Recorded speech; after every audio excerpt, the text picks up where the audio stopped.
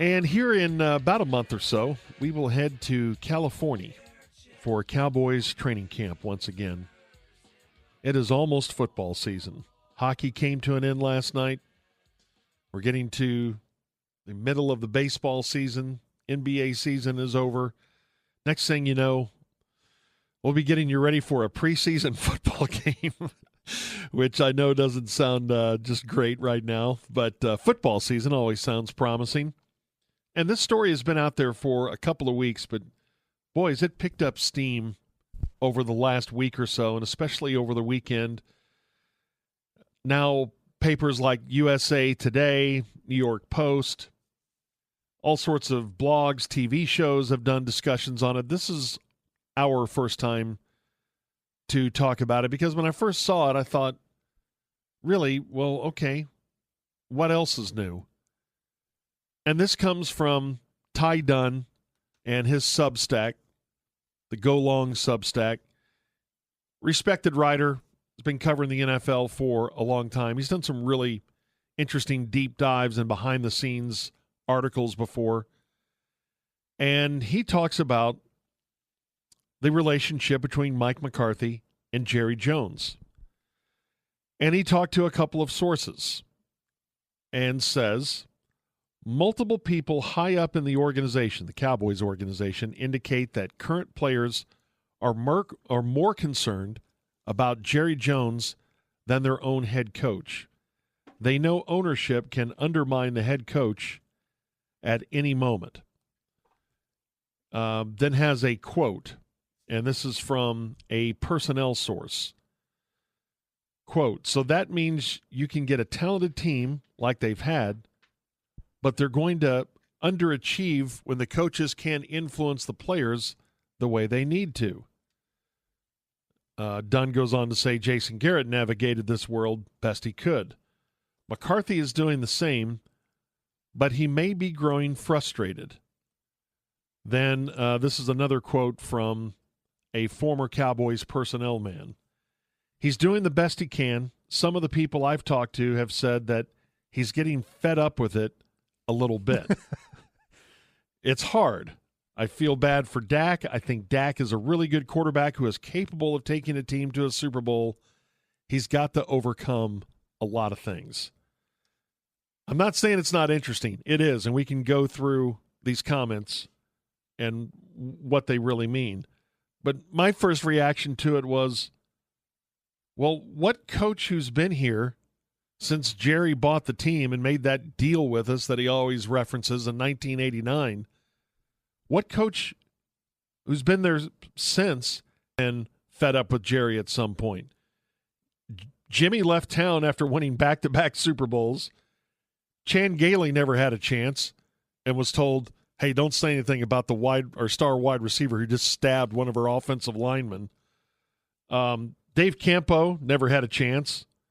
Bill Parcells, I think, got fed up with the situation around here and left frustrated after the debacle in Seattle. Jason Garrett got to stay for a long time, but he had to put up with it and was constantly undermined. And as we've talked about many times, I think Mike McCarthy was undermined the day he took the job with, oh, by the way, here's your offensive coordinator. But I think he was so glad to get this gig that he was willing to accept Kellen Moore as his offensive coordinator, and he was willing to accept the circumstances of this job. But I'm sure he saw a couple of days in, wow, this is really different here. And the fact that he has a 1-3 playoff record, it doesn't sit well with him. But I think, again, given how this railroad runs around here, it's standard. And, yeah, I'm sure he's fed up, and I'm sure he's fed up with this. Jerry, if you believe in me after last year, if you want to fire me, then go ahead.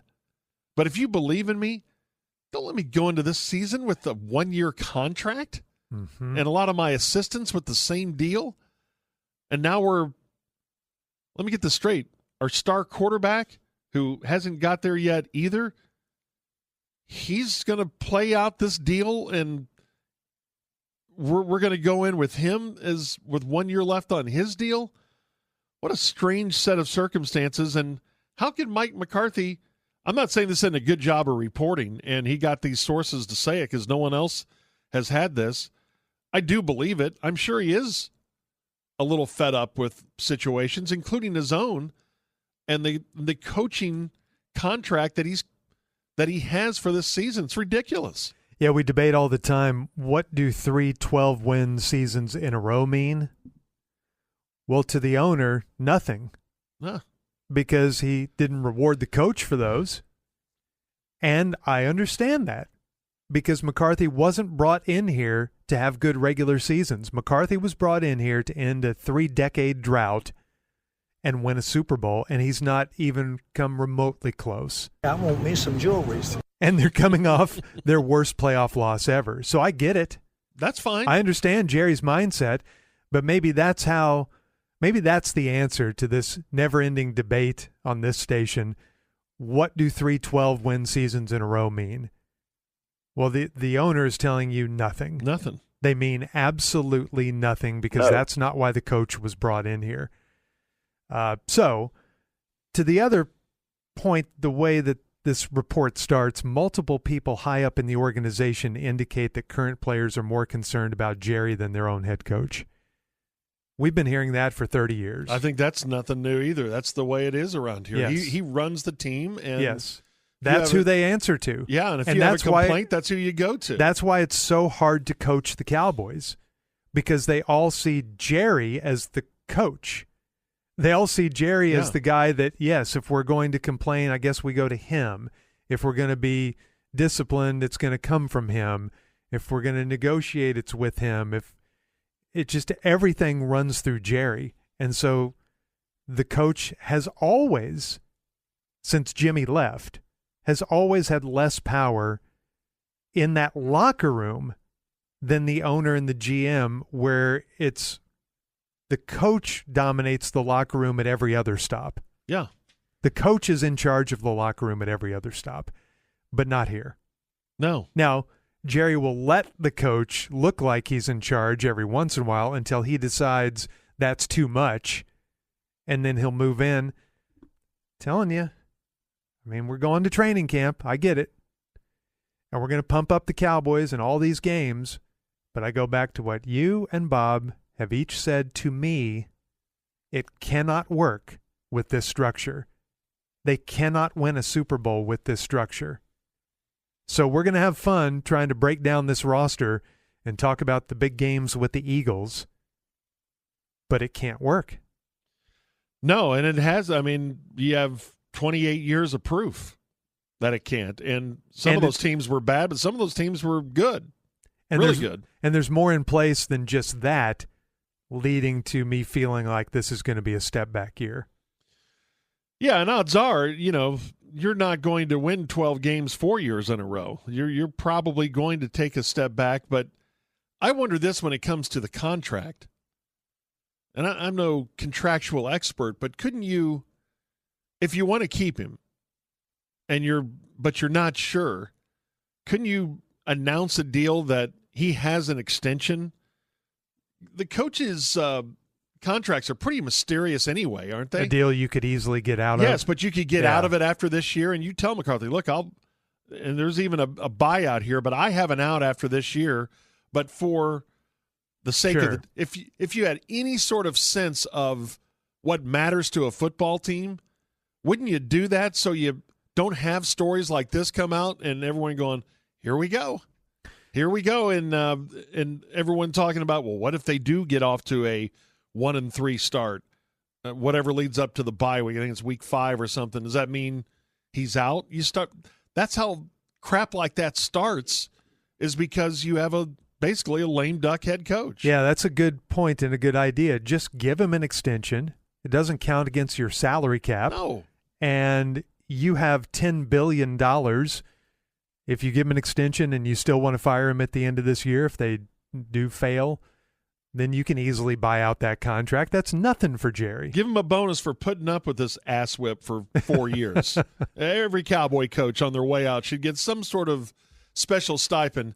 hey, sorry about the circus you have to be a part of. Here's $1 million. I got to have my fun. I know it wasn't any fun Right. for you, but I got to have my fun as the owner and GM, so here. Yeah, I know coaching here absolutely sucks, and I'm sorry I did this to you, so here's some money. And I'm sure he took care of Barry. I'm sure he took care of Jason, who was a good soldier for him and went along with this nonsense. I get the feeling that, maybe Jerry didn't even offer that to McCarthy, and McCarthy's kind of a no-nonsense guy. Maybe he said, no. Either give me a real extension or don't. Mm-hmm. I have no idea. But it just, it goes back to what's been the policy around here for 28 years.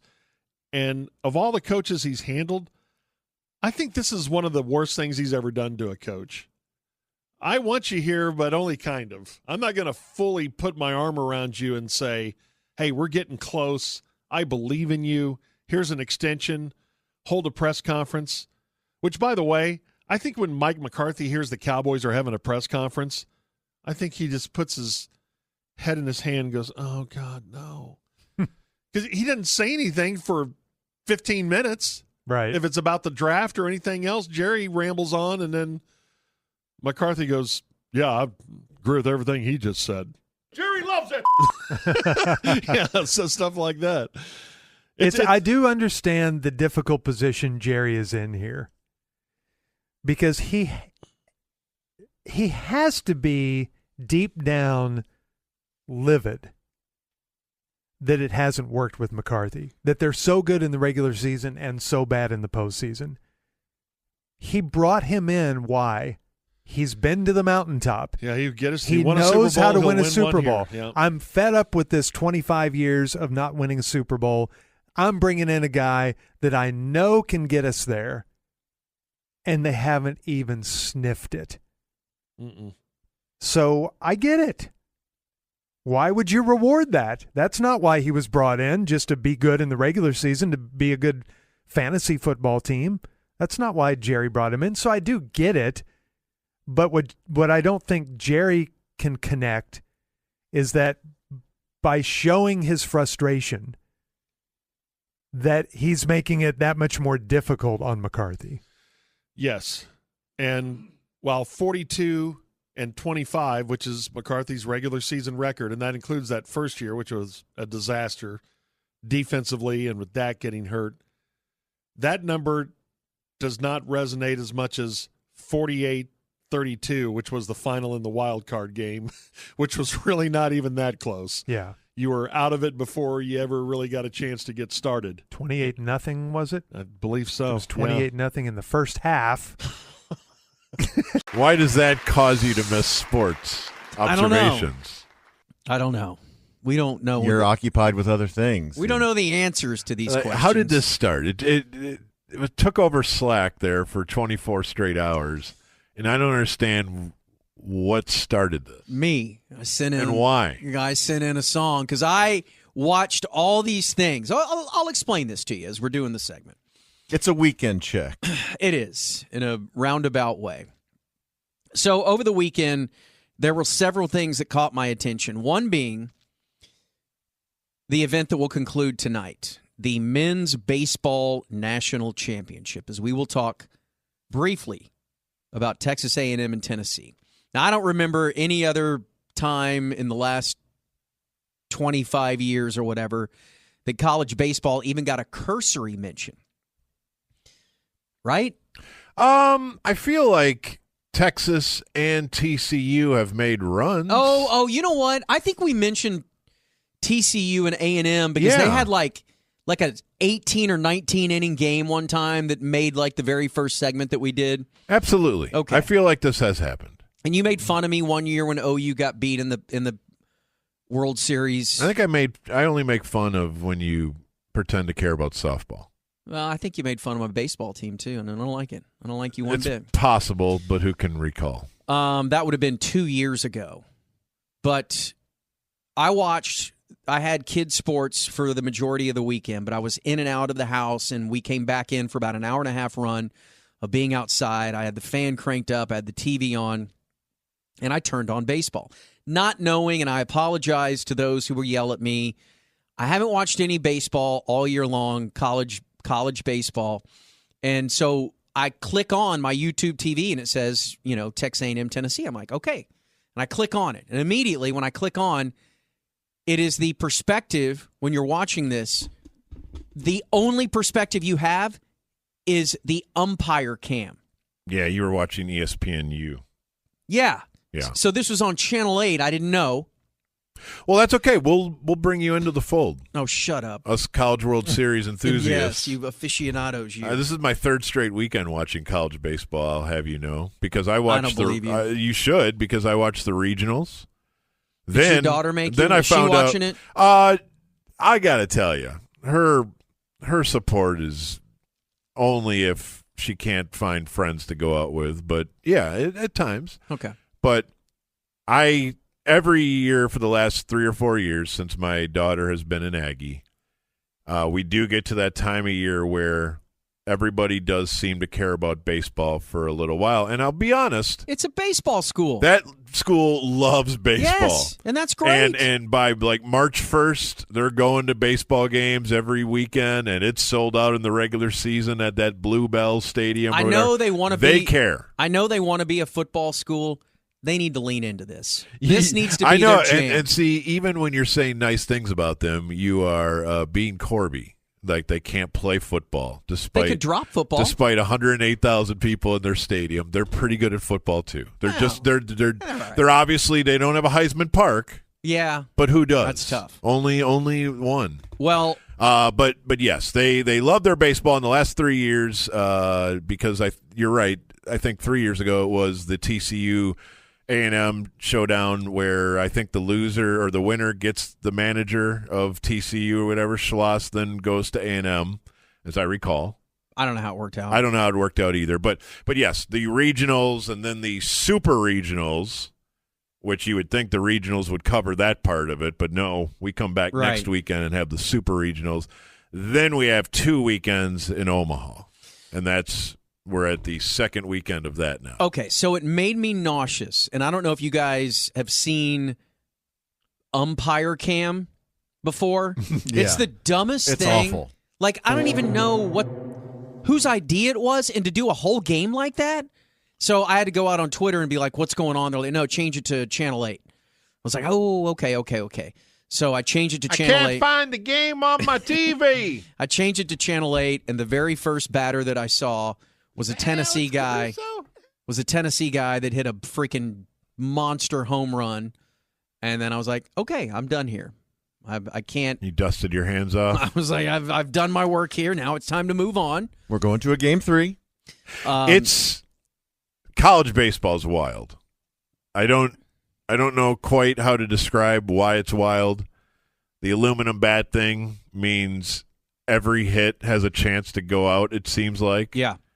The pitchers are ridiculously good, and they're yet, all like it's weird like because all these guys are going to get a shot in the majors, right? Like are they that good? The teams playing right now have several major leaguers on both sides. It looks like, and it's ridiculous. And they all have mustaches. They all have mustaches. It's unbelievable. It seems like most of them can throw 100, and while.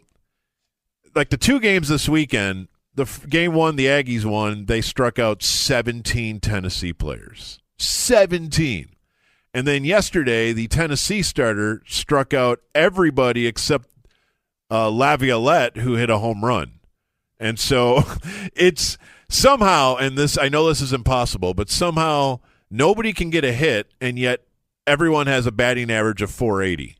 So I don't know what's going on. I'm guessing when they're not playing each other, these teams are racking up 17-2 wins against other teams. I don't know. Tennessee has 5 guys who have 20 home runs or more. And if you realize they don't play that many games, what do they play, 50 games? To have an entire lineup who all hit bombs all the time is singular. A&M, I think, has the second most in NCAA, and they have 3 guys who have hit more than 20. And so these games are exhausting.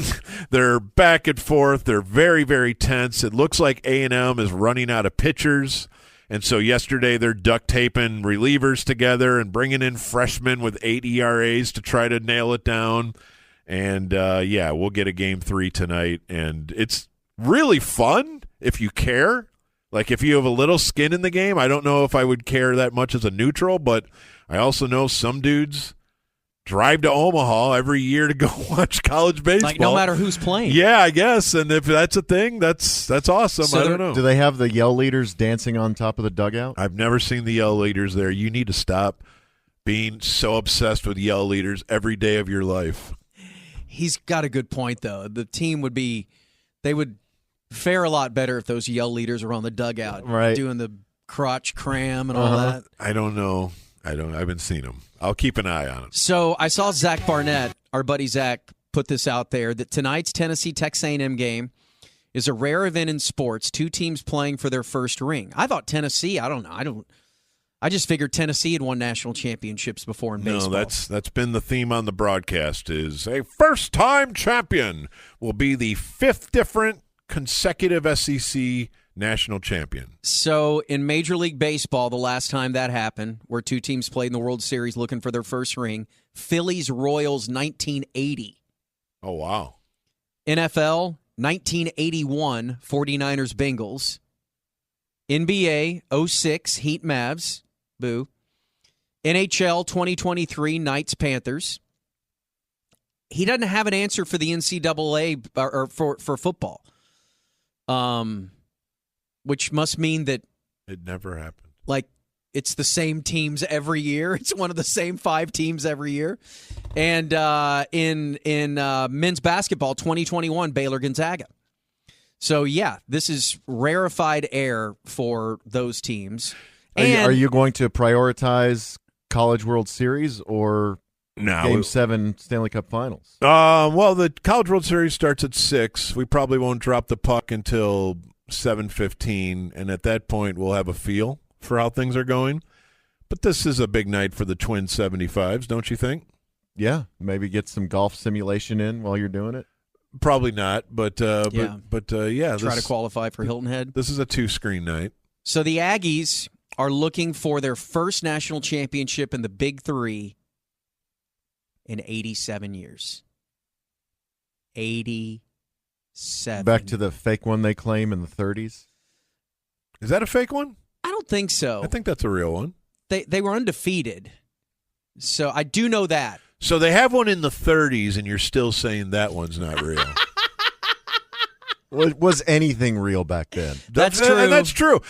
When I grew up, Wisconsin had a banner, I think, the same year, 1939. Is that the year?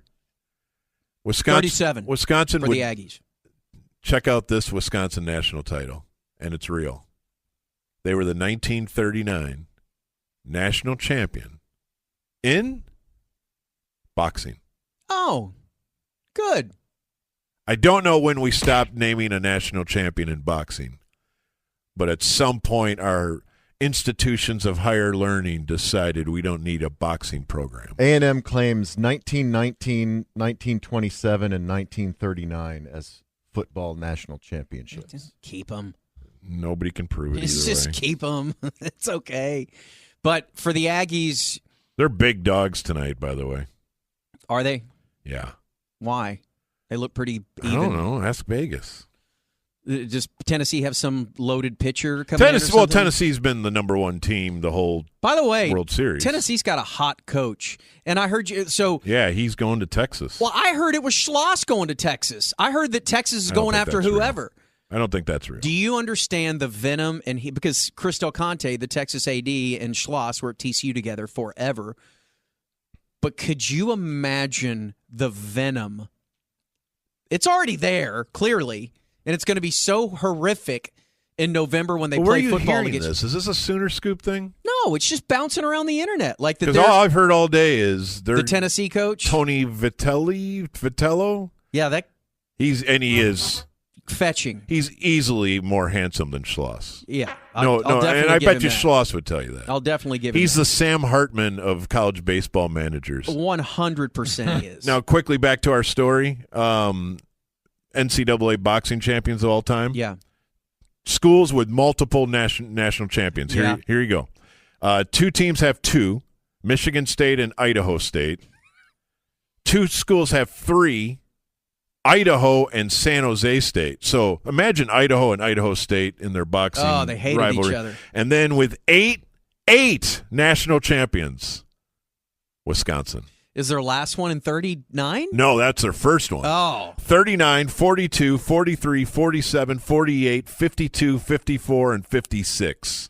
And then black guys entered the picture. 1960 is when the NCAA decided to no longer have a boxing national champion. Oh, so they're going to own that forever into perpetuity. Yes, and we always say the NCAA took away boxing because we were too good at it in Wisconsin. Right. Where we were all raised on boxing. All right, well, there you go. There is. Well, we got 3 opens. There is that segment known as the Sports observations from Friday and Saturday and Sunday that you might have missed because you're gay. Thank you very much. America starts the day. But we are less than a month away from going down to Oxnard, California. State of the team, the Cowboys will get prepared for training camp, and so many questions that are going to happen while in Oxnard as they prepare for a season to see if they can get to 12 wins 4 years in a row and maybe go further in the playoffs than they did. And one particular component that they need for that to happen feels like it's just so much going on still, and it's the off season. We haven't started training camp yet. But we were talking about this during the meeting that we needed to bring on the air.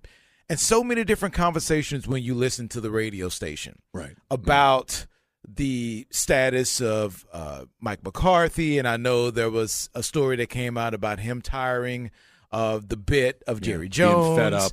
And then, Dak, and is he the quarterback that can take you all the way? And that's the question that everyone is asking. But we were having this discussion that I want to bring on the air because listening to the Muses this morning, and Junior was saying, man, I should have listened to Bob and George talk about until things change around here, this culture, you just will not have any success. And while I think we all agree that something's a foul, it's just weird to differentiate the fact that regular season success has been had. Right.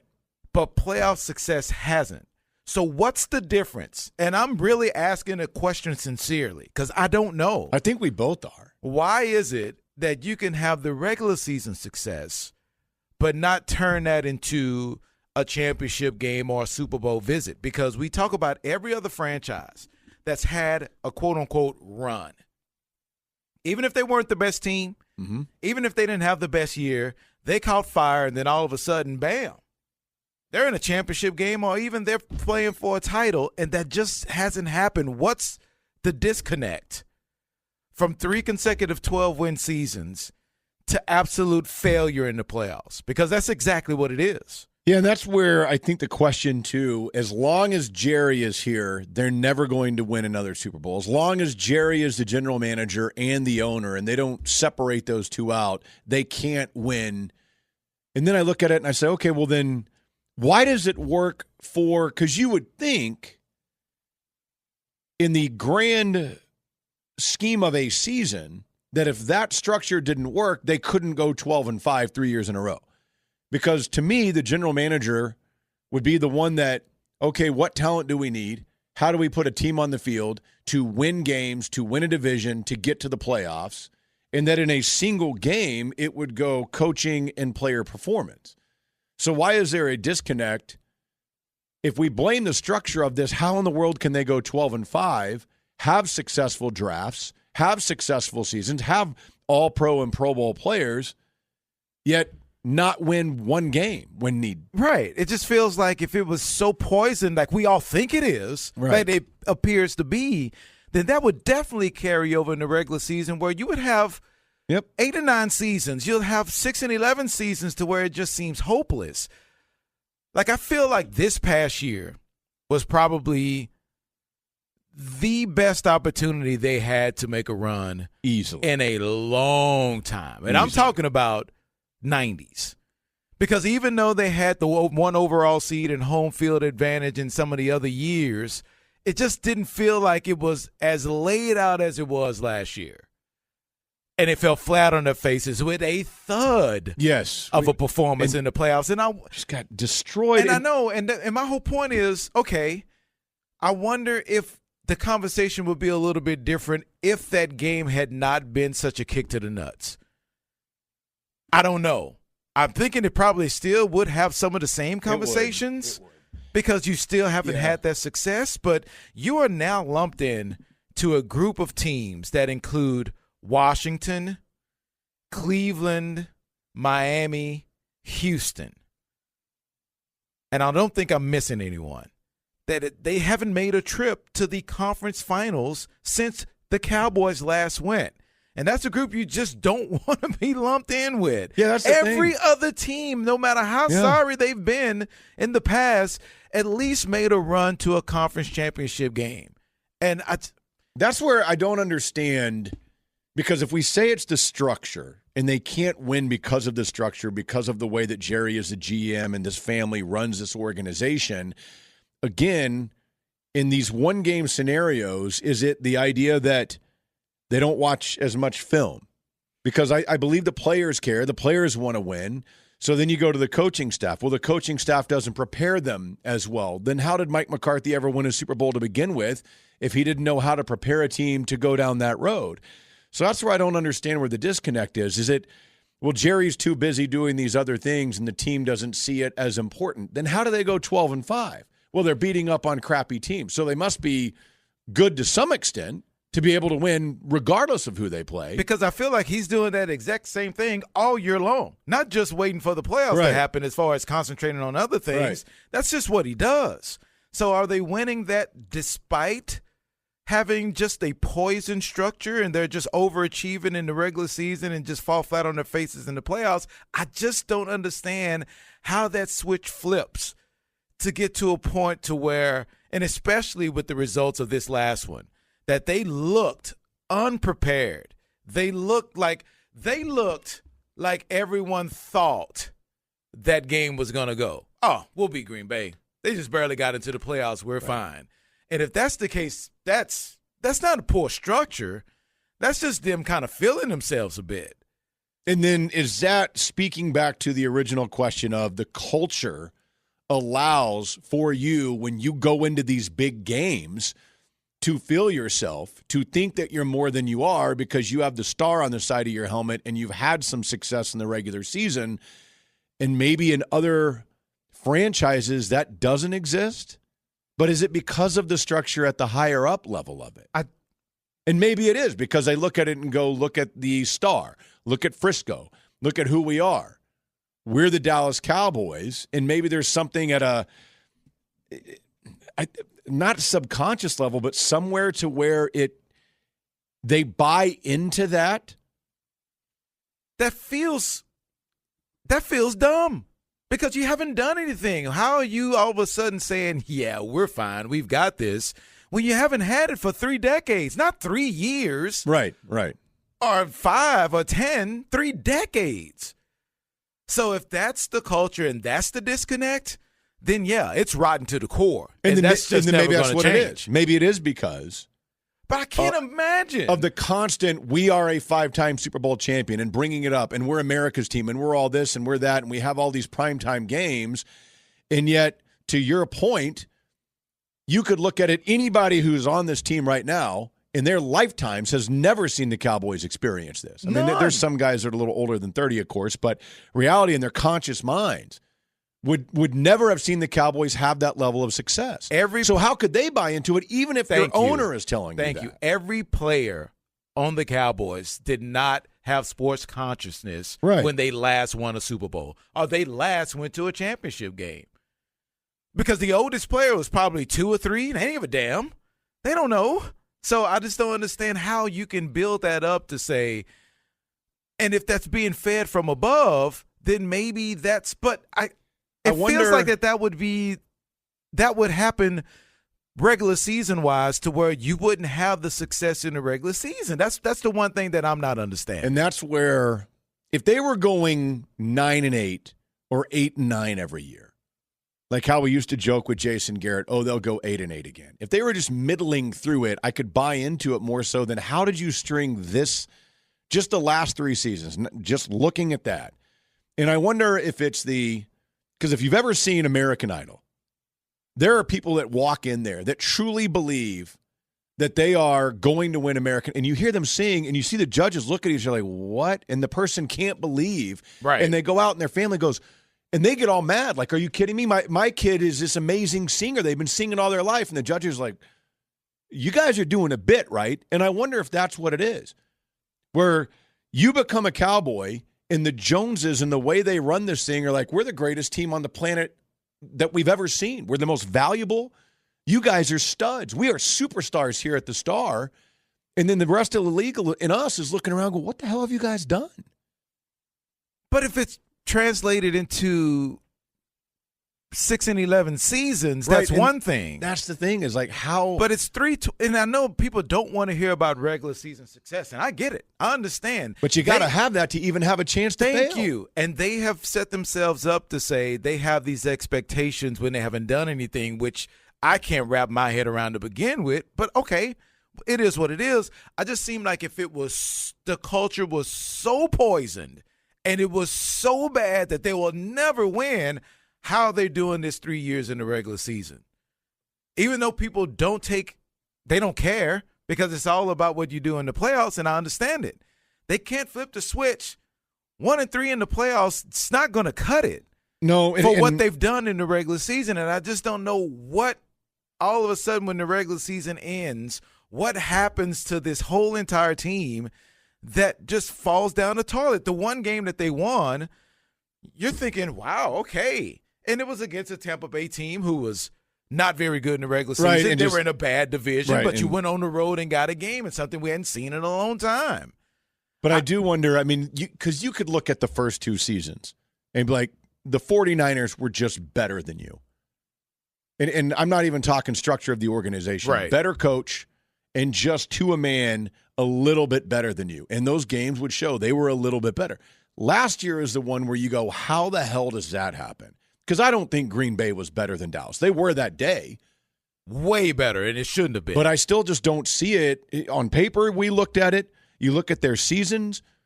You look at the players that each roster has, and you would take the Cowboys roster. Every day you would take it.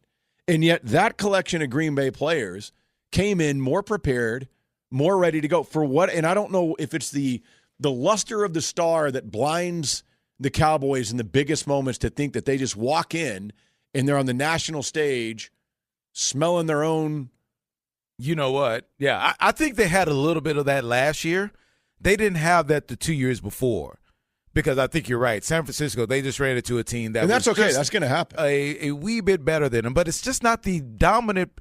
Like, I can understand in the AFC where some teams are saying, man, we are close, but we have the boogeyman. Yeah, you don't have a Mahomes in this conference. No, you don't. You don't have any quarterback in this conference that you don't feel like you can beat. It just feels like the teams aren't dominant. They're good.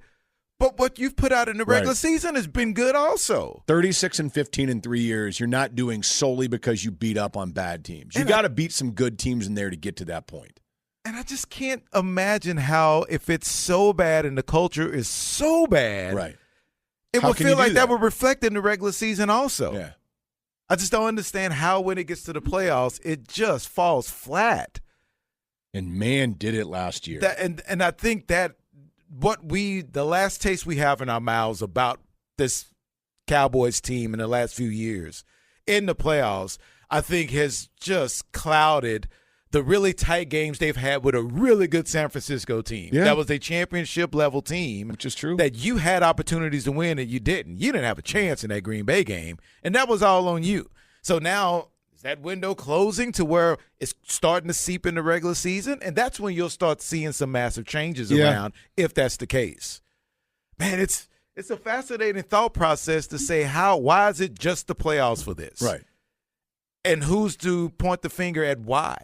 Because I think you can point all fingers at every aspect of it. And it's just something when that regular season ends that they fall flat on their faces. And even with that being said, last year in the season, that San Francisco game in the regular season, I just can't get over the fact that, you want to make me mad?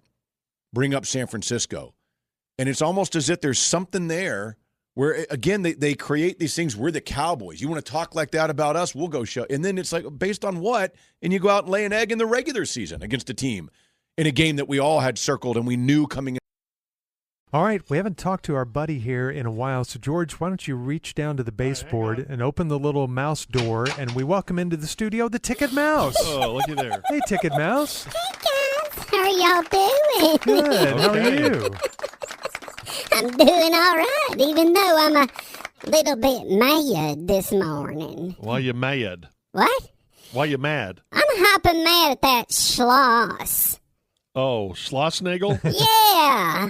I'm an Aggie. You're an Aggie? I am. I'm an Aggie, and I didn't tell y'all that. No. Yeah, well, I didn't get my education there. I was in a lab down there, and they tested Viagra and penis pump technology on me. It was the best 18 months of my life.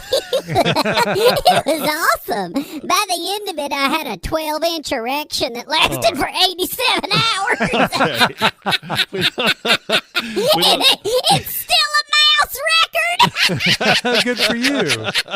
Said at Texas A&M, huh? Yeah, and they also tested progressive lenses on me. I couldn't see a damn thing out of those. Junior's having the same I'm with problem. you. Oh, really?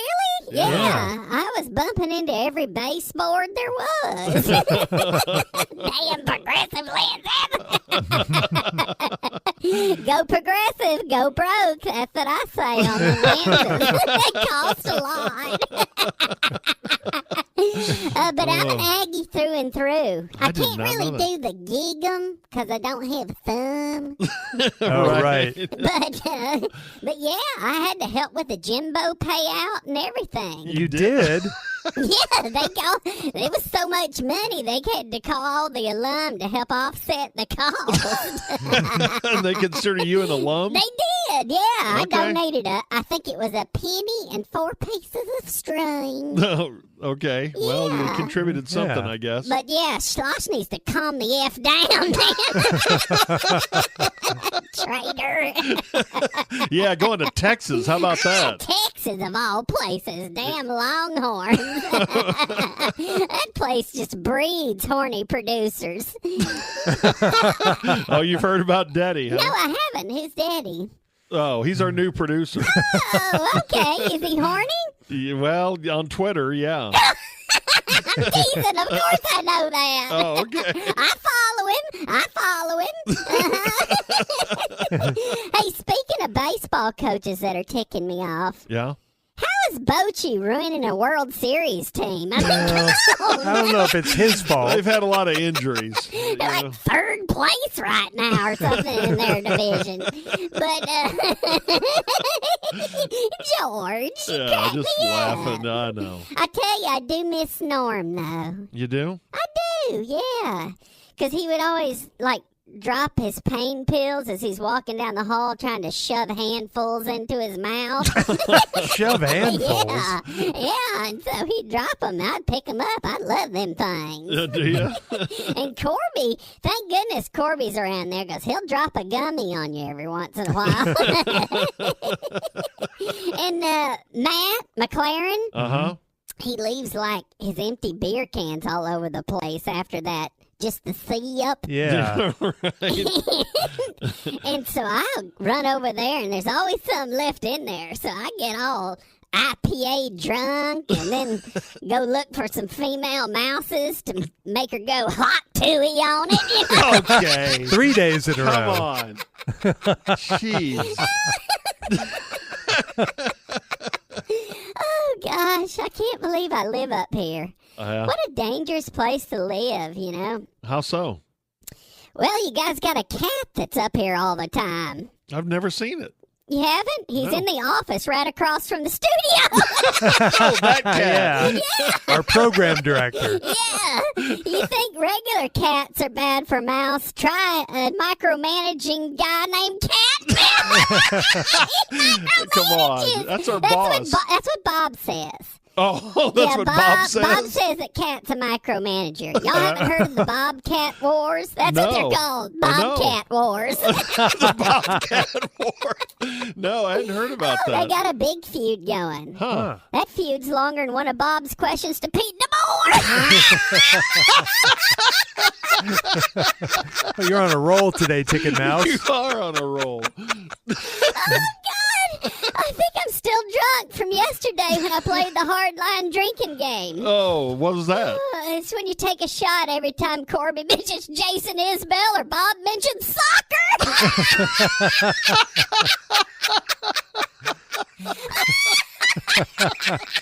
Oh, what a good time we're having. Oh, we're having a great time. We really are. Hey, you know what? We got a little something for you. A little summer gift. Oh, that's so sweet. And this works because we know you're a big Texas A&M baseball fan. I am. Thank you. Here for is the knowing complete that. unabridged history of Texas A&M baseball, 800 pages Yeah, well, I can't really read. so devoted to the Slide Aggies. it over I don't know that Here, would I'm be... going to toss it to him. No, Here, just slide catch. it. Just no. Ticket Mouse, are you Haven't you okay? learned by now not to throw heavy objects at the mouse? Nice person. Oh, God. I'm so sorry. I didn't Compressing my torso. thought you could catch it. That book is huge. Can't catch worth S.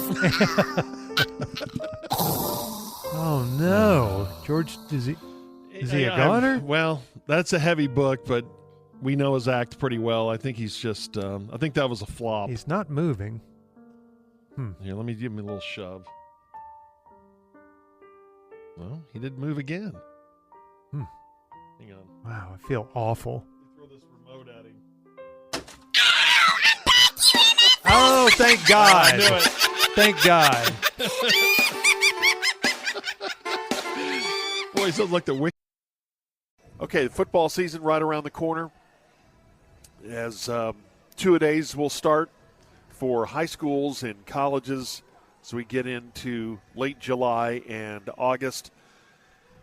Joel Klatt, who does a weekly here on the Ticket with the Hardline, that is always a stop down. I think Joel Klatt is so good on with the Hardline. I think he's an incredible analyst on Fox. He's going around the country talking to different head football coaches. We heard last week what he and Steve Sarkisian had to say. Well, his latest stop is Dion, Coach Prime in Colorado. As we call him, the most interesting man in college football, the guy who's trying to set college football on its ear. And he did in the first 3 games last year. Colorado got off to that 3-0 start, including the opening win in Fort Worth against TCU. Then they only won one game the rest of the year. That was a narrow win over Arizona State. They got waxed by Oregon, and then USC, and then Stanford knocked them off. So did UCLA, Oregon State, Arizona, Washington State, and Utah. Tough for Dion because the Pac-12 was really good last year. In its last year, It was about as good a year as the conference has ever had. A really tough schedule.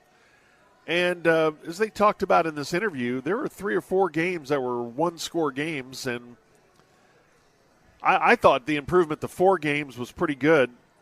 They were close to a 6 or 7 win team last year. That would have been pretty remarkable to go from 1 wins to 6 or 7. They didn't quite get there, and they really fell off as the season went on. And so now it's this year, and they come to the Big 12. So what do we have in store with Coach Prime in his second year? First, they talked about what happened last year, and you remember right after that Oregon game where he started kind of calling out his team and how they weren't that good and America got mad at him. He addresses that here with Joel Klatt.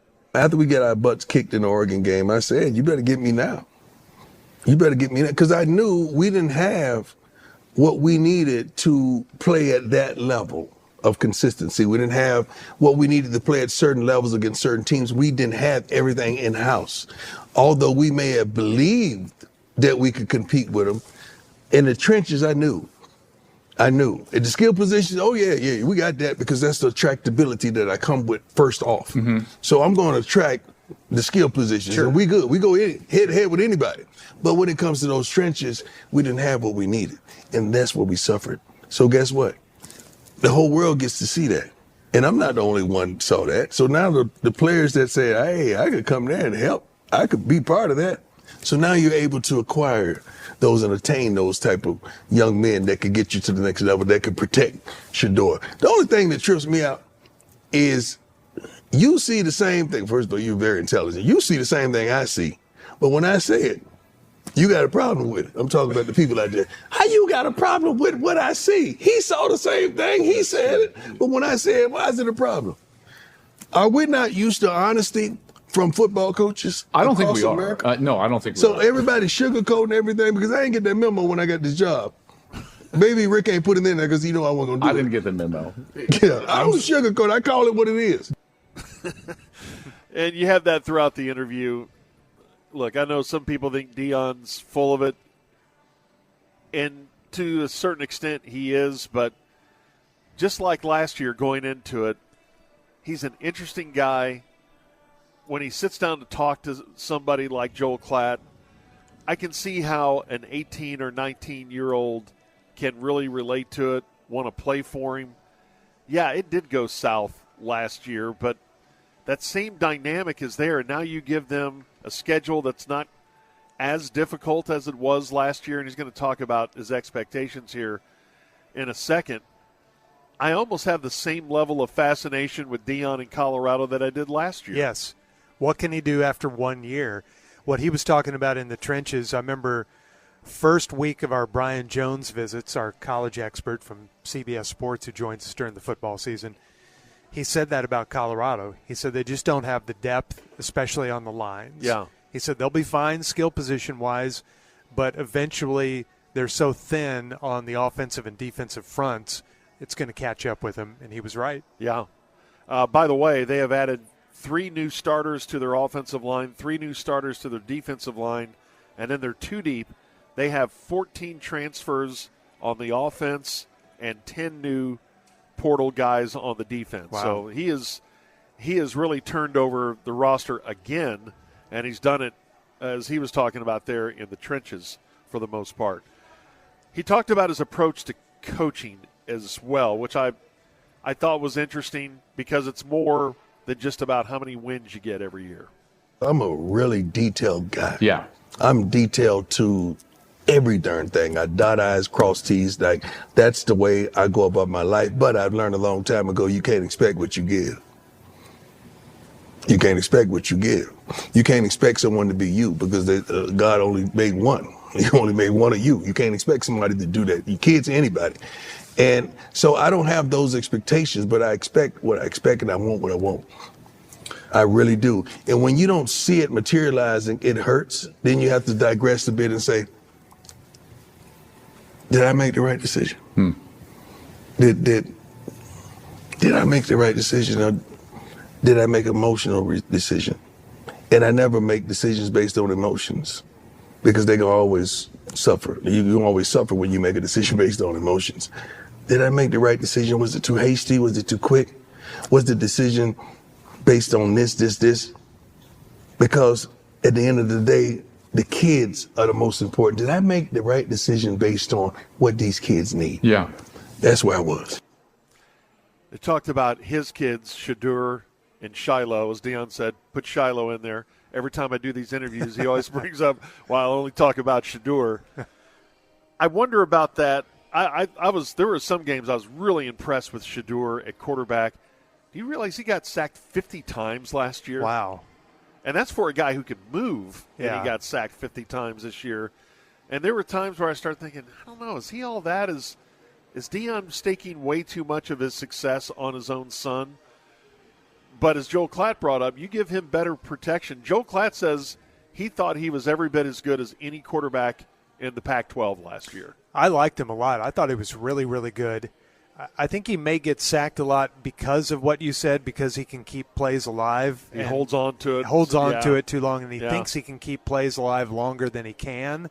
Yeah. And it catches up with him. But, yeah, I think his talent is terrific. That first game against TCU, I just thought, wow, okay. Yeah. He's not just some dude that played in the FCS. He is really good. I thought this was interesting, too, when everyone talks about transfer portal, NIL.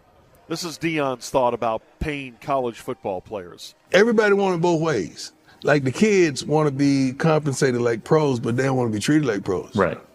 Because they don't want to have a contract that holds them. Pros get talked to anyway, not by the coaches, but by the media. See, it's been a safeguard around college athletes that the media don't really go at them because they're amateurs. Now you got media talking junk to college players because college players are making more than the media. Mm-hmm. And a lot of these collegiate athletes ain't built like that to hear that.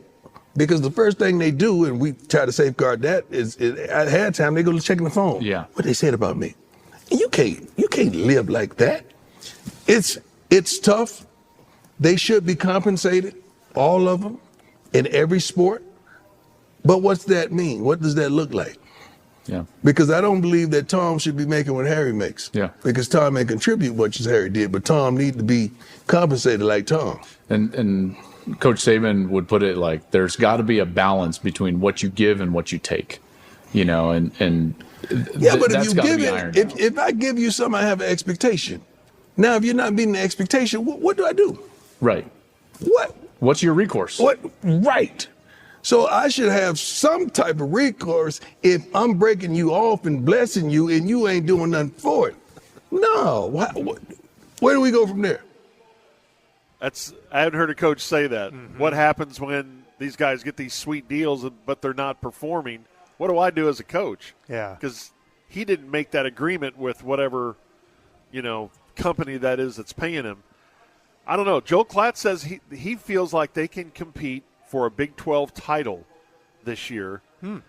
We'll see. They're playing North Dakota State to start the season. Don't ever schedule North Dakota State. And then Nebraska and then Colorado State, and then they go through their Big 12 schedule. Big 12 title means something a little different this year. Normally when you say that means you're competing with OU and Texas. Right. But they're gone, so you don't have those two looming figures that you have to get past in football anymore. Yeah. So it's a little more wide open. Yeah, I think they can go up against the Central Floridas, Baylors, and Cincinnati's. Utah beat them last year, but not by much. Mm-hmm. And as they made the point, if you're doing that, let's say they win the Big 12, this is the year of the playoff expansion. That's right. So, I don't know. It's fascinating to see Deion. We're out at Choctaw Casino and Resort in Durant, Oklahoma. Always a fun time up here. Right outside the sports book, the league. And Gordo has the wireless microphone to walk around and see who he can run into. Come in, Gordo. We're having a fun time with the disabled. Or is it for what do you the mean? disabled? Yes, you're not that far off. He's in a wheelchair. God. Yeah, Gordon's in a wheelchair. I'm not in a wheelchair. But as a kid, I always thought that was cool that my grandfather had a wheelchair that he used sometimes. We played with that wheelchair more than anything else in that house. Really? Yeah, we used to have wheelchair races and everything.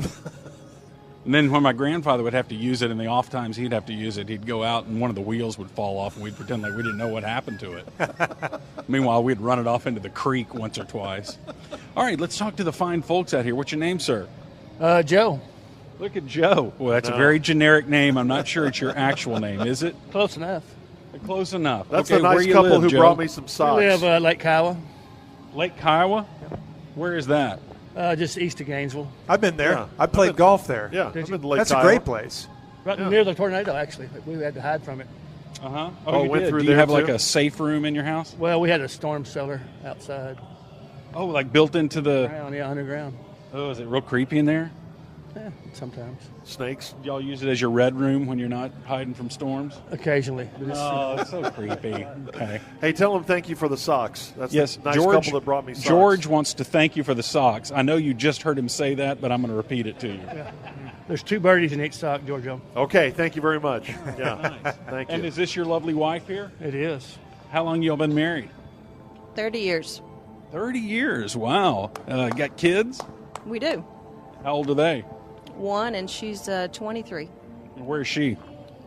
She is a coach at Lindsay High School. Oh, cool. And shout out to Lindsay today. She's doing bus driver training. What sport? Volleyball.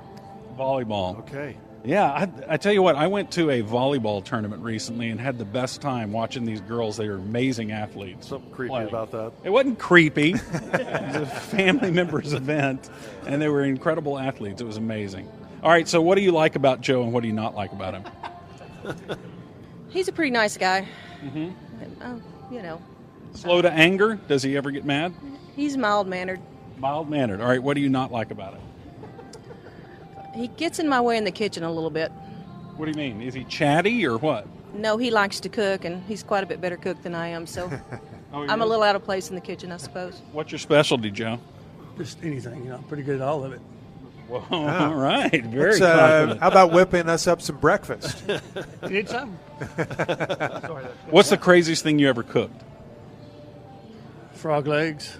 Oh. How do you prepare those? Just fry them. Fry them, yeah, you bet. Try to hold them in the pan. Did you catch the frogs? Yeah. What is this, 1883? Why are you having to fix frog legs? What about eggs? Try it out. You're from Mississippi. You've tried them, I'm sure. No, I did not try frog legs, though. Well, you should, though. We had a grocery store nearby.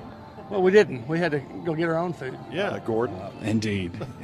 All right. Well, thank you. You don't like frog legs? You've had frog legs. Oh, yeah.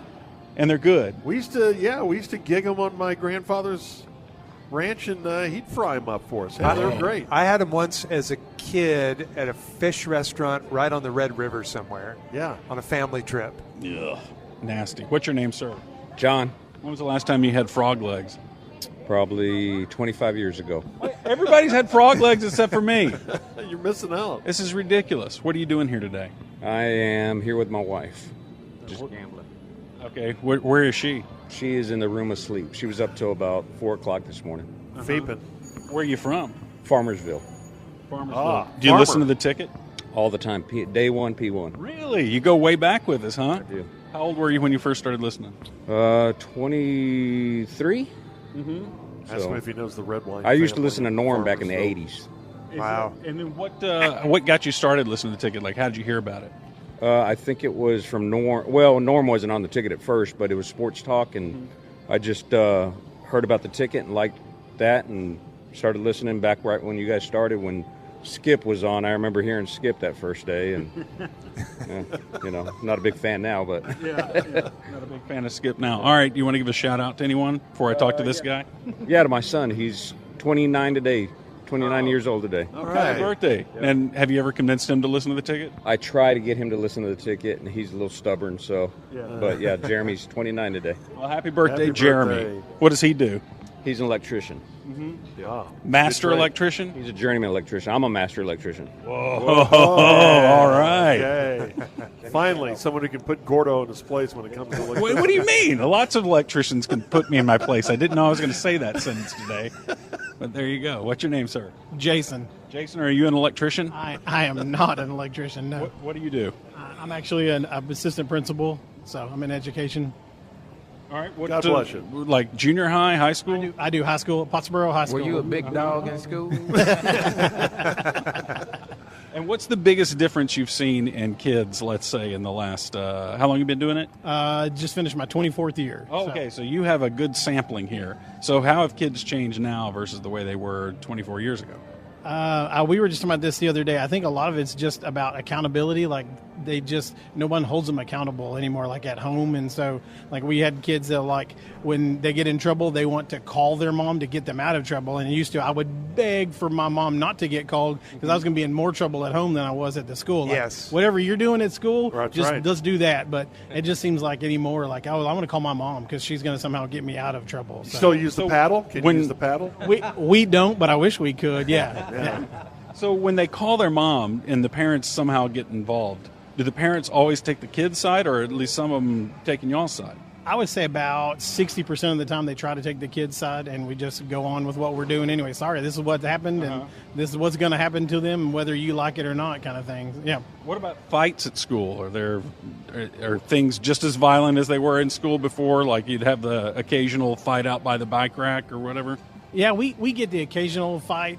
We don't have as many at our school, like as they probably do at bigger schools or something, because we're kind of a decent sized 3A school. But there still are a few fights, and when they happen, the kids are fired up for sure. Yeah. And what's the craziest thing you've ever confiscated from a student? That's a good question. Thank you. We confiscated a railroad spike that had been kind of sharpened up. Wow. So yeah, you do have some weird kids from time to time. So I did have one kid that had to charge up his ankle monitor. So I've had some weird things for sure. Yeah.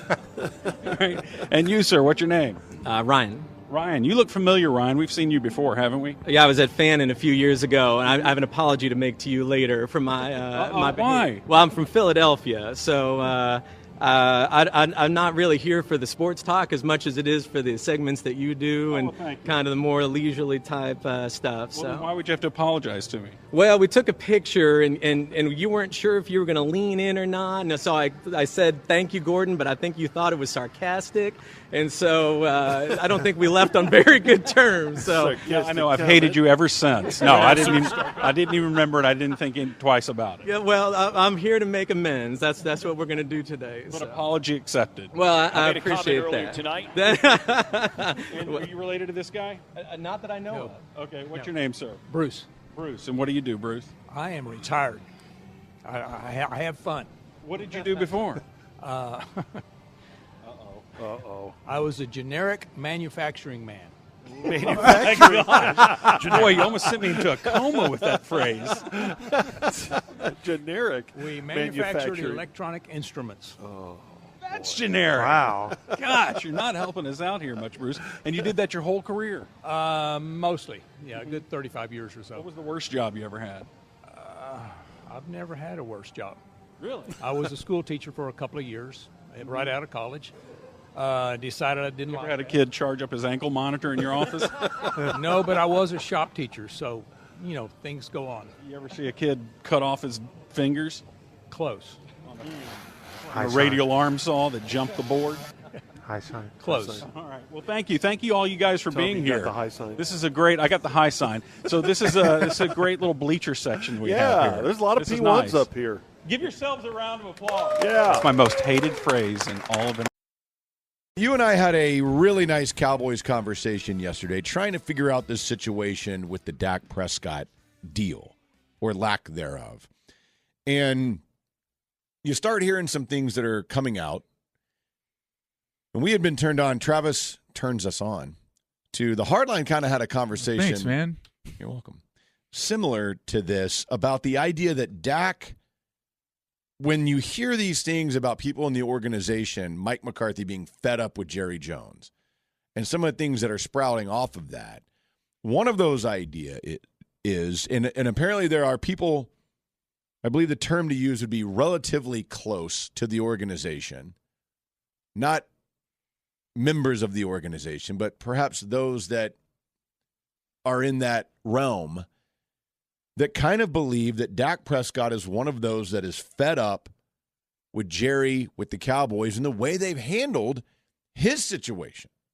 And everything in between. Right. And the opportunity I got with the SMU Athletic Forum to talk to him on stage, but we had a little bit of a conversation before that, and just the way he handles himself, I don't think there's anyone more confident in his ability to lead the team, not only just be a leader, but to perform on the field more than Dak. I don't think there's a guy out there like that. And then you hear some other players saying, dude, that dude has the locker room, no issues whatsoever. Yes, very so much while so. we all talk about, man, he may not be the guy after we see failure after failure in the playoffs. He's just not the guy. He just may not be the guy. You do wonder, does it get to a point where he's saying, maybe this is just not the team? As much as I've tried to do, and everyone knows that he was in the conversation for MVP of the league this past season.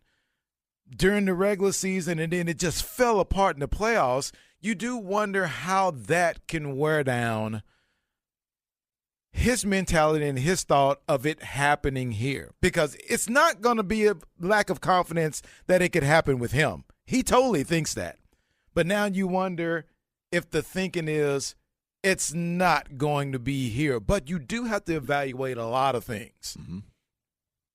And that evaluation is you look at this past draft and you see all the quarterbacks that are supposedly ready to lead these franchises to the promised land and all the movement we had at the quarterback position. Okay, we have our new guy.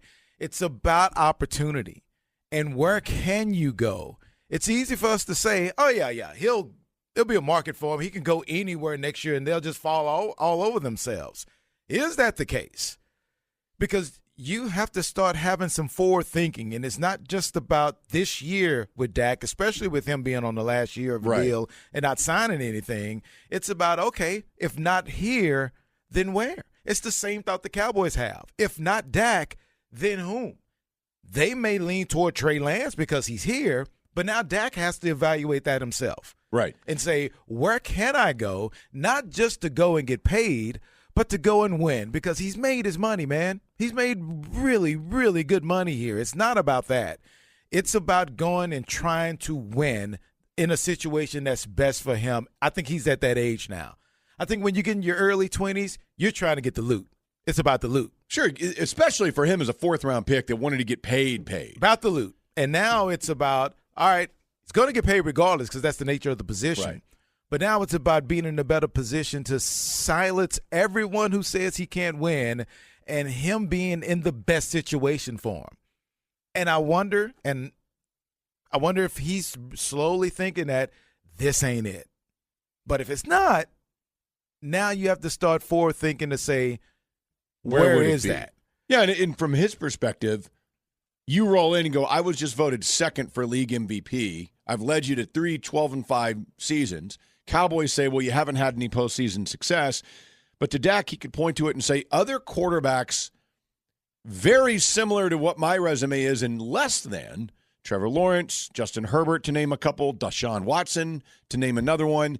You know, Lamar Jackson hasn't had postseason success. At least he's won a couple of league MVPs. He got to a championship game last year, right? Right. Didn't they play But last you year? could, if you're Dak, you point to the other names that I threw out there, and I'd say, okay, I want either the entire guarantee that Deshaun got, or I want my 55, 52, 53 million like Herbert and Lawrence have. Yeah.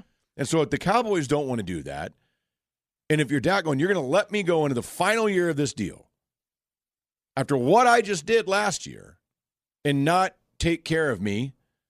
And that's where the question, I think it's interesting, because I was looking at it.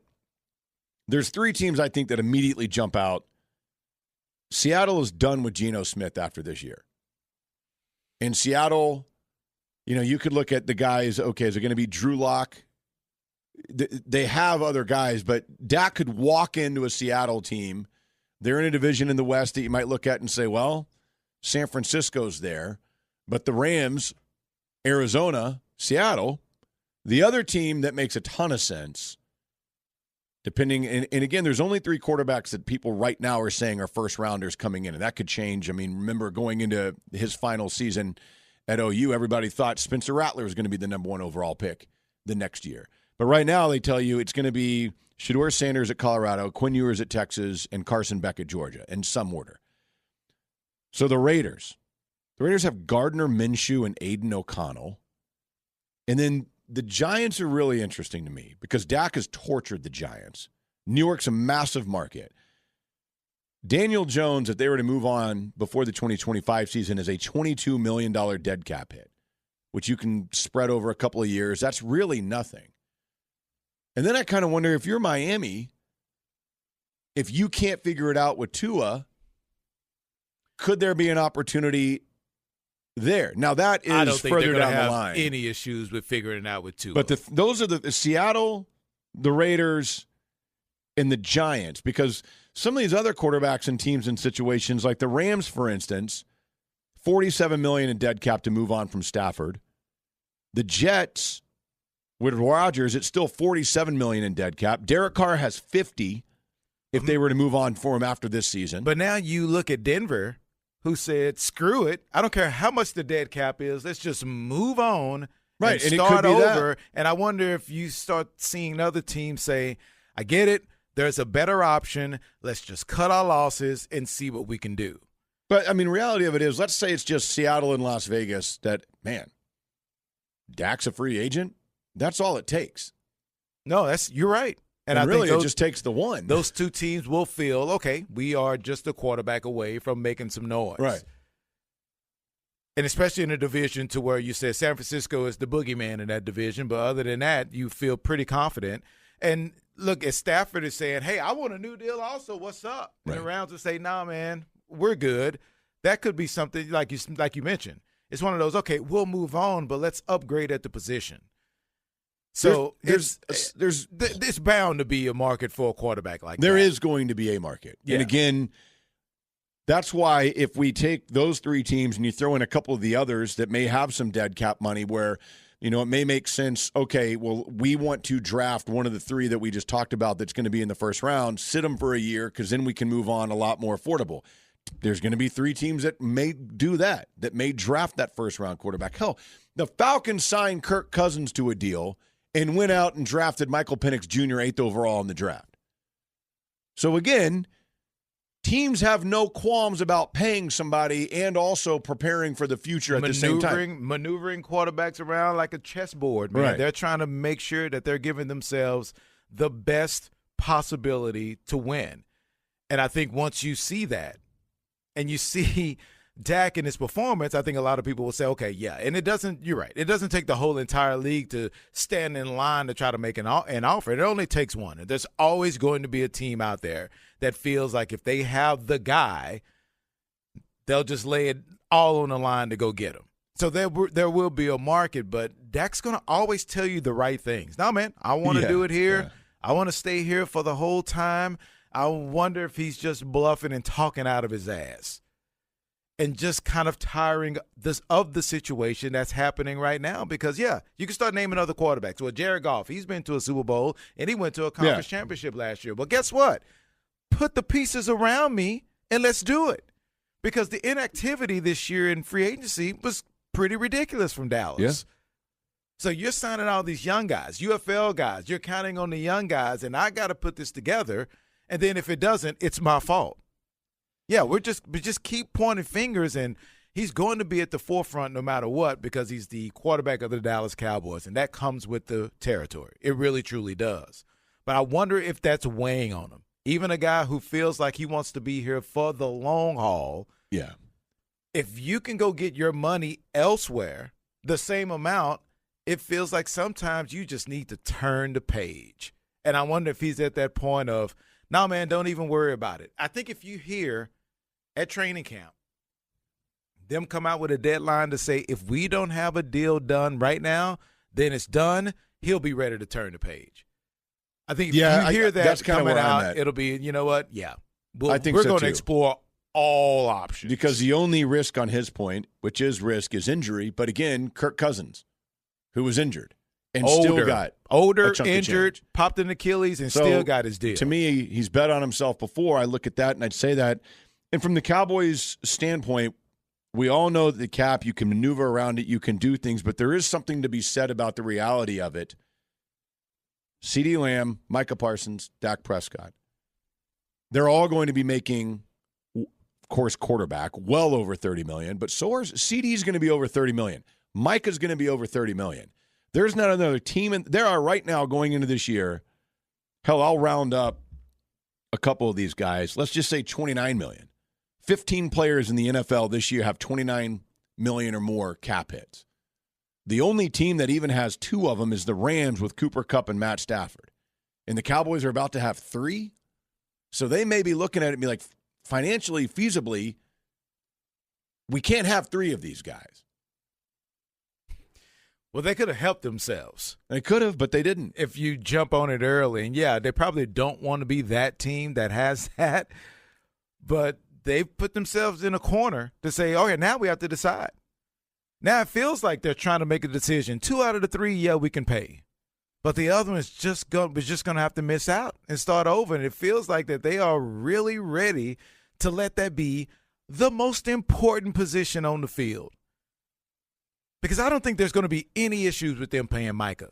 If you would ask me who will get their money, I think Micah is going to be the one that will they won't even blink an eye. And I agree with you because I think they look at Micah as generational. We have that next Lawrence Taylor level guy. He deserves all this money. I think they question Dak, and to some extent, based on where it is, I think they question CeeDee Lamb. I do too. And it gets to a point to where you think and you feel that you can get by with what you have, not paying that guy top of the market money. And then it seems like every time they've had that thought, recently, it's bit them in the ass. Mm-hmm. And then when they thought, no, we can't live without this guy, we need to pay him, it's bit them in the ass. So now they're hesitant to pull the trigger on anything right now because of their past dealings. And they've got to let that go, and they just can't do it.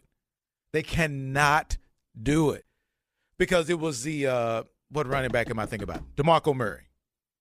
All right, it seemed like it was the right decision not to pay him. He had that hell of a year. We are not going to pay him that top-of-the-market running back money. We can't do it. Philadelphia did it, and he wasn't the same. Right. Okay, that was a win. Zeke had him over a barrel. Paid him all that money, still paying him, still on the dead cap, and they regretted it. And now that's they have that in the back of their minds. They have everything in the back of their head saying, we did this and it worked. Very much so. We did this and it didn't work. We just kind of don't know what to do. And it feels like that's the waiting game that they're playing, not knowing that every single time they wait, it gets more and more expensive. And when they get out in front of deals, here recently it feels like Diggs. I feel like the Diggs deal is a good deal. I agree, yes, because he's not the best cornerback in the game. But it feels like the Steele deal kind of went, whew, boy, that was a little bit early. So they're batting 500 on these things, and It's it feels really like strange. 500 is not good for when it comes. But we do this each and every Thursday at this time. Am I the Baltimore. jerk? Well, it's true. They do go to Baltimore. You can get your scenarios in. You can email us, amithejerk1310@gmail.com. So yesterday, I'll start off because I have my own scenario. All right. Yes. So I go to... Let him tell the story first. Sorry. So I had scheduled a couple You're of weeks a ago. real jerk. I know, Travis. I'm sorry. Can It's I okay. tell my story? Go ahead. Go ahead, please. I feel like you guys are the jerks now. So what else do you have going on? Oh, man. I scheduled an appointment to go apply for TSA PreCheck. All right. So I go, it's at a Staples, like an office supply place, you know? So I go in there and there's two people already there. And so I have to get in and I have my appointment. You sign in and I sit. I got there about 20 minutes before my appointment because the website tells you get there at least 10 minutes ahead of time. It's like, all right, I'm good. My appointment's at 2 o'clock. I got there about 1:40-ish. So I'm sitting there. And the lady who is processing everybody goes, just to let you guys know, I had a malfunction earlier today, so I'm a little behind. So you're going to be about 10 minutes behind the appointment that you registered for, but I'll get to everybody. I'm like looking around, like me and these two other people? Okay, cool. So the two other people go, and then this lady walks in and sits down. And the person doing the processing walks over and calls not my name, even though I was the third person there. And she calls this other lady, and she goes, yeah, so she's the 150 appointment. So because I'm behind, technically her appointment's before you. It's like, oh, okay, fine. That's fine. Even though I was here first, whatever, that makes sense. So I'm sitting there. Time goes by. A couple more people arrive, including an older woman, probably 77-year-old woman. All right. She sits down, and I'm noticing a few more people are coming there. She goes over to the book and announces whatever this lady's name is. Oh, no. And this is where I go, okay. And I go, well, I'm the 2 o'clock. And the lady doing the work in there goes, well, we have 3 2 o'clock appointments.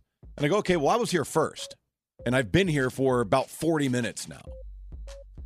And this old lady, looks at me and goes, well, once I stand up, it's really hard for me to sit down. And I just look at her and I go, okay. Ooh. Like, so I was like, what difference does that make? And I didn't say that in my brain. Oh, okay. I thought you said it Yeah, out I thought loud. this might have been out loud. Out You loud, never know. Out loud, I just go, in this tone, I just go, okay. That I believe. And she goes, well, I had back surgery in my spine. And I was like, I have a bad knee. Did you tell her about your hernia surgery? No. You I just should've. go, well, I have a bad knee. And she goes, well, I had a knee replacement. Well, and you guys are one-up in Yeah, injuries? it's surgery off here. I go, oh, so I guess you win. Knock yourself out. And she goes, okay, I will She go. did. And I go, well, kick ass. Everything's cool. Out loud. And so then she goes, and I kid you not. Remember, she told me once I stand up, it's hard for me to sit down. Takes about 10, 12 minutes to go through the process to get registered and everything. This lady stood up and sat down 4 different times within that 10-minute period. And I almost walked over and go, my God, are you okay? You must be in incredible pain since you told me you couldn't sit back down, even though it was my turn, and you just did 4 times. I did not say that to her. But, man, I had to get up and walk away. And I was like, dude, just calm down. It's fine. But we had somebody come into the house yesterday at 3. So I was trying to get out of there. And because of that, I knew I was going to be late getting back. So then, of course, when she leaves, she walks over. She goes, thank you for letting me go. And I didn't say anything. I just looked at her. I was like, like that kind of. And then the lady doing it goes, thanks for doing that. And I was like, well, It's almost like you didn't have a choice. Right. I go, it is what it is. I mean, I was here first, and I get the process. It's a beating, but what are you going to do? I want to put the jerk label on the lady calling names.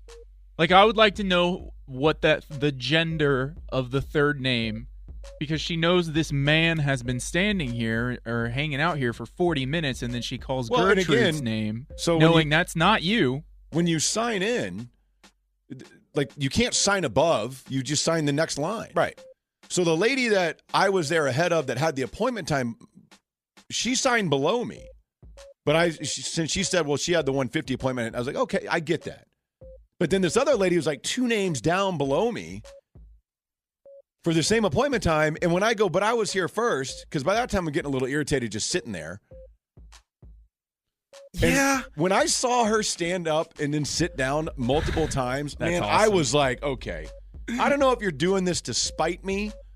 Or she was flexing on you, dude. Or if you just flat out lied and thought because you're old. And I can't wait to get to that age so I can use that to see if I could, jump in front of some young whippersnapper like you. Like, you can stew and be mad all on the inside, but I accomplished what I wanted to do. Yeah. So I think that's one of the privileges of getting to that age, that you can do that. But it's definitely a jerk move. She swindled you, and you fell for the banana in the tailpipe. And the one thing that will just set me off, I cannot stand line cutters. I am the guy, I don't care where we are or who's around, I will immediately say something about it. Yeah, I'll start muttering under my breath. I'm like, oh, okay. Guess I'm not standing here. I mean, I'll make a scene. Yeah, I've done it I don't. in grocery stores before. Drives me insane, line cutters, because it's that, and then the people. It's the straight up. They just walk in front of you. Right. But it's the ones that ease in front of you. Like, they'll sort of stand like adjacent to you, and then a couple minutes later they're right next to you, and now all of a sudden you're not paying attention. How did this guy get in front of me, actually? Or they have somebody save their spot in line. Oh, it drives me nuts. I was like, you know that I was here first. You're old. You have nothing else to do today. Well, maybe she does have something to do. No, yeah, she's got to get up and down. She's retired. What's she going to do? Nothing. Well, retired people do things. Like what? Watch TV? Maybe she couldn't figure out the TiVo. I'm just saying. And she had to go watch it because she in couldn't my head, record I was like, okay. Young and the Restless. In my head, I tried Bingo to process. At 3? I mean, come on. I was like, she looked like maybe a few years older than my mom. But I was like, okay, if my mom... I was like, no, because my mom wouldn't do that. Because my mom wouldn't stand up and somebody else goes, well, I was here. My mom would go, my mom, if they called her name, well, that young man was here before me, which is what this old person should have done. Okay, she has a name. Yeah, ass. I don't think that's old right. ass. I'm sorry. Well, Miss Old Ass will be TSA pre-check before you. What name? Damn right. That's for damn sure. So that's my story from yesterday. No, I don't think you're a jerk. I mean, I could have been really fake sweet about it. Like, oh, yeah, sure, go ahead. I've been sitting here for 45 minutes. Go ahead. What if she lines up behind you at the security? You going to let her go through? No. Okay. I don't think you were a jerk. I don't. Do you? No. And I don't necessarily think old lady was intentionally being a jerk. I think she was. Maybe I don't so. know. The getting up and down 3-4 times is kind of the biggest power move I've ever heard. Yeah, when she said that, and then she throws out, well, I had knee replacement because I was just throwing out I have a bad knee. Oh, you're back. I have a bad knee. Whatever. I can't believe you guys are going back and forth with the injury I had a knee list. replacement. That's I was like, great. and you know That's what? Now you need a Line throat lady, line lady's the jerk. She's the one that should have determined how all this was going to go, so there should have been no interaction between you guys. Yeah, Which knee did you have replaced, ma'am? The left one. Well, you're going to need the right one. All right. Yeah, that was a good one. That was a good one. All right, here's a scenario from a P1. I'm sitting in traffic at a busy intersection. A guy at a gas station pulls up to the road to get out. I can see he just finished pumping gas, so he's only been waiting 5 seconds. I've been at this intersection for 2 red light, green light cycles, and so have the cars behind me. I don't let the guy out. I've been here longer than him, and so have the people behind me. I can see him get angry about it. But if I let him out, am I not being a jerk to the cars behind me? Yeah, I don't think this person's a jerk. No. You're just sort of there is a right of way in traffic, but there's also kind of a courtesy of how long somebody has been somewhere. Right. And if somebody's squeezing in, because technically it's their turn, but I've been sitting here for 15 minutes and the people behind me have been sitting here the same amount of time, you're as a line acting in unison of we're gonna make this happen for us because we've been here for a long time. Yeah, it's kind of almost like the waiting in line thing that we were just talking about to me. Because if it's true that the dude just pulled up from getting gas and was there for 5 seconds, then I mean, come on, man. There's a long line of cars. You're probably gonna have to wait. Like I'm always stunned when that happens to me. And the first I pull up and the car's like, "Come on!" I'm like, "Wow, okay, thanks." And it shouldn't take that long for that person to merge into the traffic. Right. And I don't feel like you're losing a lot of time when you let someone that's coming out of a store or a gas station into the into the flow of traffic. I feel that's a nice thing to do. But yeah, you can get steamed, I guess, if you see cycle after cycle of the light turn and you're just sitting there. That I can see how frustrating that is, but it's kind of courteous. I got stuck at a light the other day that I swear did not change to green through like 3 cycles of the other edges. It was like one of those that's coming out of like a strip center or a strip mall with a bunch of stores. And that's when you're on your own, bro. Oh, yeah. If I see that's not changing, then I'm going. I've been sitting here way too long. We're doing a right turn. We're going to figure this out. Yeah. We're getting out of here. Yeah, I feel like. But the emailer is not the jerk. For not letting them out? Right. I mean, you could help. It'll help everyone out because, again, you're not losing a ton of time. No. Unless the person pulling out just takes his merry sweet time.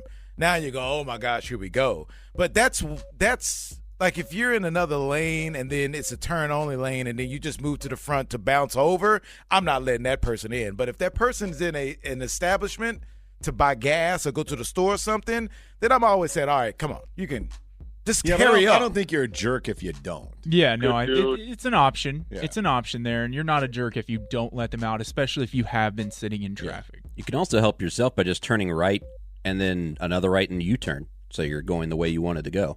Yeah. That's probably shorter than waiting 3 cycles of a light in line.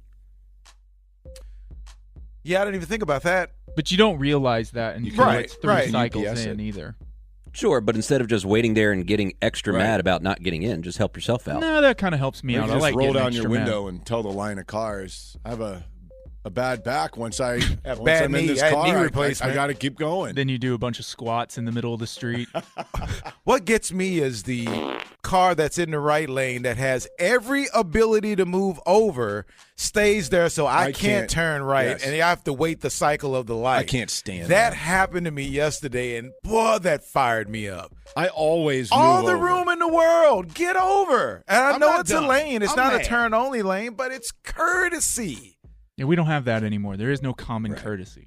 It's all what am I doing? Everybody's living in their own world, and they've got blinders up of their selfishness and moving forward in their way. Right. I got right behind that car too. Like You he couldn't even take his foot off the brake and back up. He would have hit my car. That's how close I was. Do you think that affected his day? No, it didn't. 1 iota. But it made me feel better. And if that's you're going to important. be selfish, I'm going to be selfish That's right here important. at this very moment. Everybody get your Bitch-ass own. MFer.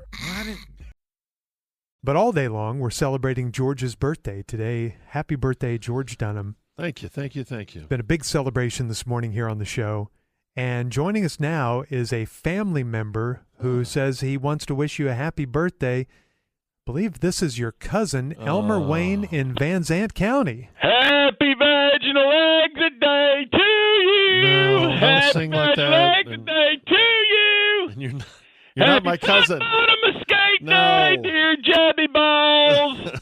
Happy, hey boy, what you doing? Well, trying to do a radio show, and you are not my cousin. You At least remember not me? that I It's know your of. old cousin from out here in Van Zant County, Elmer Wayne.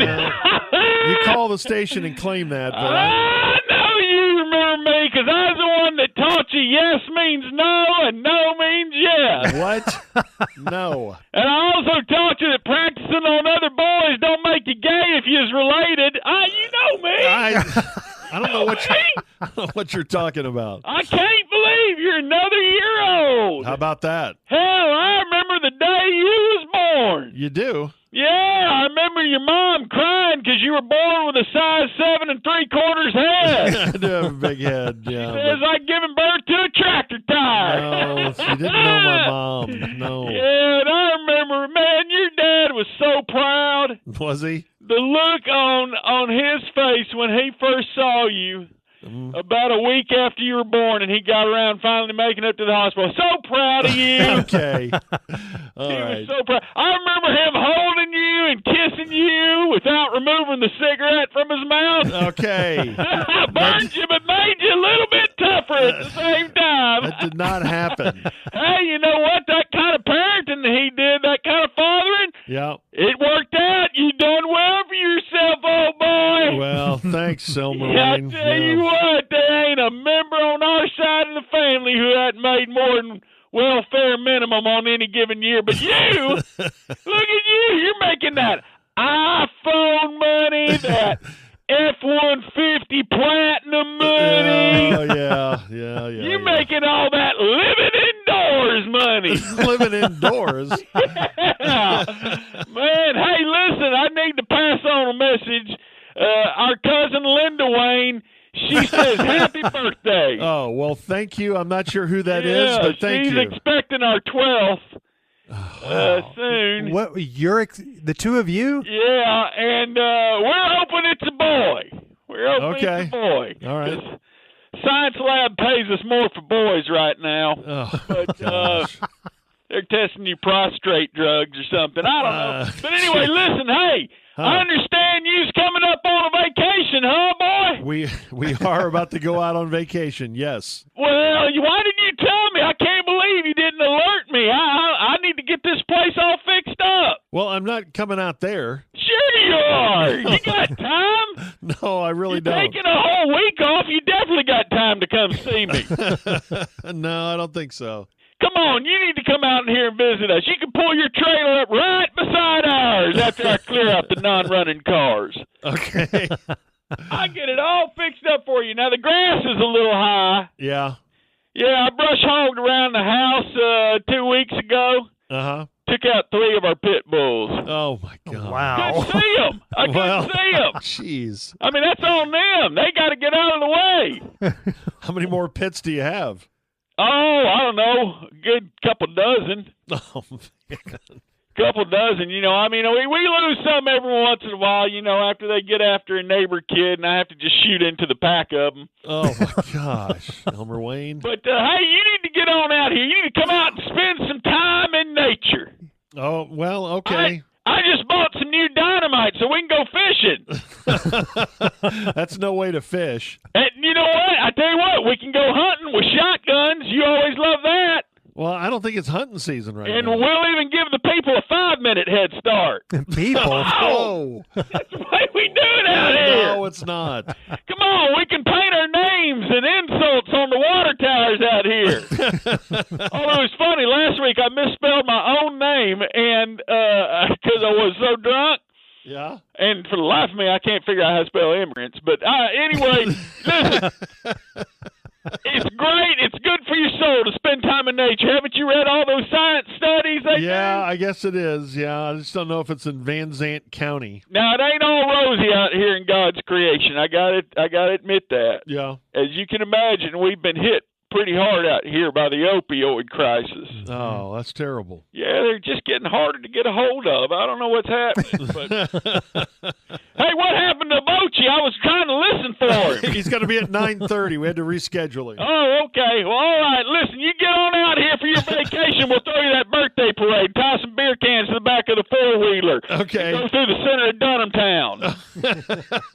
All right, Elmer Wayne. Then we'll go out and get drunk down by the burn pit. Do a little third base with the good cousin. Okay. All right, old boy. You come out and see me. We are country. All right. There he goes. Elmer Wayne. Really ought to go see him. Not my cousin.